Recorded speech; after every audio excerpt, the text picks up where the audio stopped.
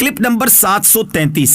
اس clip میں آپ قرآن پاک کی سورہ کہف کی آیت نمبر 2 سے لے کر 6 تک کی تلاوت، ترجمہ اور تفسیر قرآن صراط الجنان سماعت فرمائیں گے۔ بسم اللہ الرحمن الرحیم۔ ترجمہ: اللہ کے نام سے شروع جو نہایت مہربان رحمت والا ہے۔ قیما لینذر بأسا شدیدا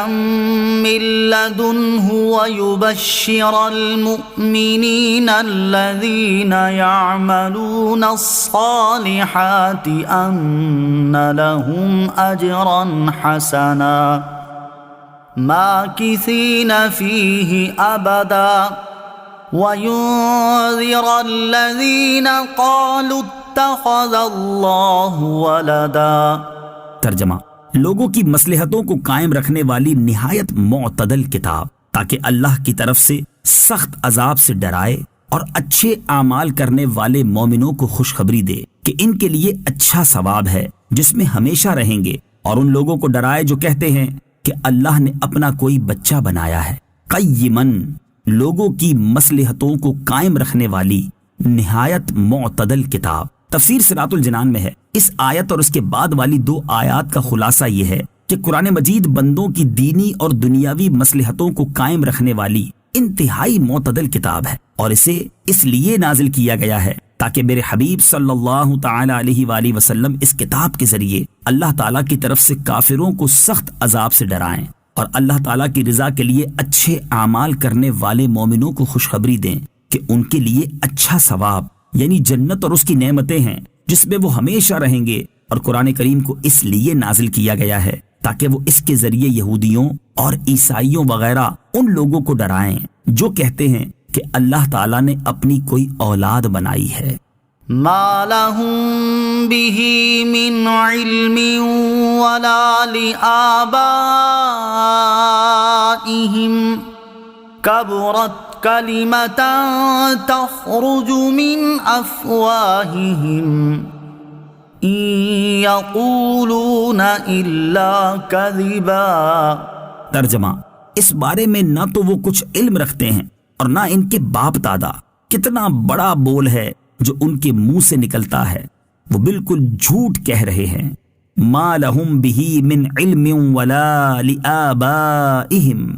اس بارے میں نہ تو وہ کچھ علم رکھتے ہیں اور نہ ان کے باپ دادا۔ تفسیر صراط الجنان میں ہے، ارشاد فرمایا کہ اللہ تعالیٰ نے اپنا کوئی بچہ بنایا ہے، اس بارے میں نہ تو وہ کچھ علم رکھتے ہیں اور نہ ان کے باپ دادا جن کی وہ اس عقیدے میں پیروی کر رہے ہیں، یعنی علم اس بات کا تقاضا ہی نہیں کرتا کہ اللہ تعالیٰ اپنی کوئی اولاد بنائے، کیونکہ اللہ تعالیٰ کے لیے بچے کا ہونا فی نفس ہی محال ہے، اور انہوں نے یہ بات ان چیزوں میں غور و فکر کے بغیر محض جہالت کی وجہ سے کہی ہے جو اللہ تعالیٰ کے لیے ہو سکتی ہیں، اور جو اللہ تعالیٰ کے لیے محال ہیں۔ اللہ تعالیٰ کے لیے بچہ ہونا کتنا بڑا بول ہے جو ان کے منہ سے نکلتا ہے۔ وہ لوگ اللہ تعالیٰ کی شان میں بالکل جھوٹ کہہ رہے ہیں اور اس بات کے سچ ہونے کا امکان تک بھی نہیں ہے۔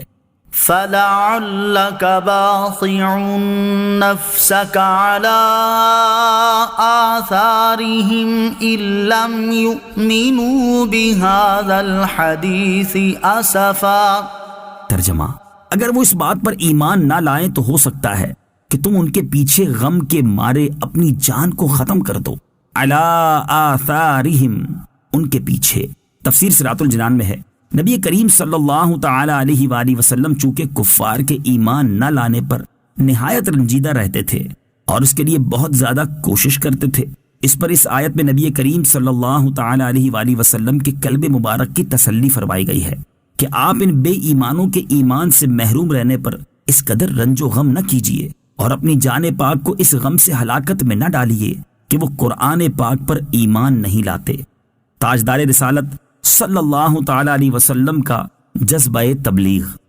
اس طرح کی آیات سے نبی کریم صلی اللہ تعالی علیہ وآلہ وسلم کے جذبہ تبلیغ، امت پر رحمت و شفقت کی انتہا اور رسالت کے حقوق کو انتہائی اعلیٰ طریقے سے ادا کرنے کا بھی پتہ چلتا ہے کہ وہ لوگ جن کا حضور پر نور صلی اللہ تعالی علیہ وآلہ وسلم کے ساتھ طرز عمل یہ تھا کہ وہ آپ صلی اللہ تعالی علیہ وآلہ وسلم کو کاہن، ساحر، شاعر مجنون کہتے، آپ صلی اللہ تعالی علیہ وآلہ وسلم کے پیچھے شریر لڑکوں کے غول لگا دیتے جو پھبتیاں کستے، گالیاں دیتے، اور یہ دیوانہ ہے کا شور مچا کر پتھر پھینکتے، راستوں میں کانٹے بچھاتے، جس میں مبارک پر نجاست ڈالتے، دھکے دیتے، مقدس اور نازک گردن میں چادر کا پھندا ڈال کر گلا گھونٹنے کی کوشش کرتے، نیز رحمت عالم صلی اللہ تعالی علیہ وآلہ وسلم کے ساتھ ساتھ غریب مسلمانوں پر بھی ظلم و ستم کے پہاڑ توڑتے، صحرائے عرب کی تیز دھوپ میں تنور کی طرح گرم ریت کے ذروں پر مسلمانوں کو پیٹھ کے بل لٹا کر ان کے سینوں پر بھاری پتھر رکھ دیتے، لوہے کو آگ میں گرم کر کے ان سے مسلمانوں کے جسموں کو داغتے۔ ان کے ساتھ رحمت للعالمین صلی اللہ تعالی علیہ وآلہ وسلم کا طرز عمل کیا ہے کہ آپ صلی اللہ تعالی علیہ وآلہ وسلم ان کے ایمان نہ لانے کی وجہ سے اس قدر غمزدہ ہو رہے ہیں، جس سے آپ صلی اللہ تعالی علیہ وآلہ وسلم کی جان چلی جانے کا خطرہ ہے۔ سید المرسلین صلی اللہ تعالی علیہ وآلہ وسلم کی سیرت مبارکہ کے اس روشن باب کو سامنے رکھتے ہوئے ہر مسلمان کو چاہیے کہ وہ اپنی حالت پر غور کرے کہ کیا فی زمانہ مسلمانوں کی بے راہ روی، اسلامی احکام پر عمل سے دوری، یہودیوں، عیسائیوں اور دیگر کافروں کے طور طریقے اور رسم و رواج کی پیروی اور مسلمانوں میں پھیلی فحاشی و عریانی دیکھ کر اس نے ان کی اصلاح کی کتنی کوشش کی، اور ان کے یہ حالات دیکھ کر اسے کتنا دکھ، افسوس اور رنج و غم ہوا۔